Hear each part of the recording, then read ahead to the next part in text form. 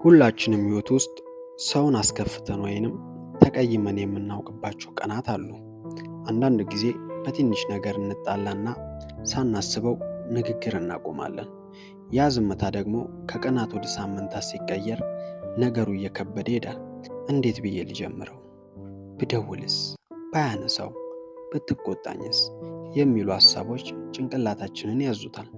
ዛሬ ግን ያንን የዝምታ ግድግዳ የምናፈርስባቸውንና የተጣላንን ሰው በቀላሉ መንገድ የምንመልስባቸው 4 ነጥቦች እናያለን። አንደኛው፣ ትኩሳቱ እስኪበርድ ታገስ። ዌት ፎር ዘ ኩል ዳውን። የመጀመሪያው ስህተት ነገሩ እንደተፈጠረ ወዲያውኑ ለመታረቅ መሞከር ነው።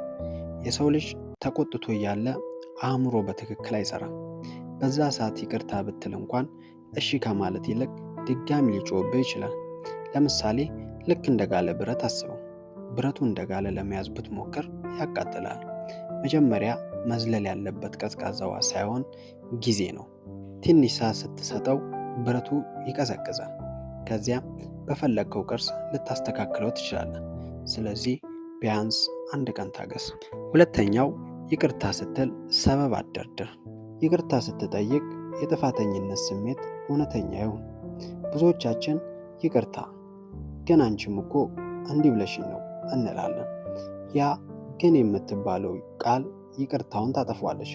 ለምሳሌ አንድ ሰው በመኪና ገጭተው ይቅርታ ገጨው ግን አንተ መሃል መንገድ ላይ ነው የቆምከው ብትለው ይቅርታ አይሆንም። ድጋሚ ጭቅጭቅ ነው የሚቀሰቅሰው። ይልቅስ ይቅርታ፣ ጥፋቱ የኔ ነው፣ ስሜትሽን ስለጎዳው ወይም ስሜትን ስለጎዳው አዝናለሁ ብቻ በሉ። ሌላውን ለጊዜው ተውት። ሶስተኛው፣ በትናንሽ መልእክቶች ጀምሩ። አንዳንድ ጊዜ ረጅም ንግግር ከመጀመር ይልቅ ትንሽዬ ሰላምታ ድልድይ ትሆናለች። ወዲያውኑ ደውሎ እንታረቅ ማለት ለሁለታችሁም ከባድ ሊሆን ይችላል። ስለዚህ በጽሁፍ ወይም በቴክስት ጀምሩ።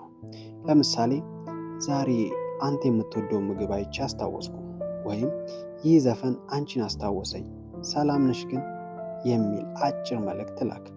ይህ መልእክት አሁንም አስብሃለሁ ወይም አስብሻለሁ የሚል ትርጉም አለው።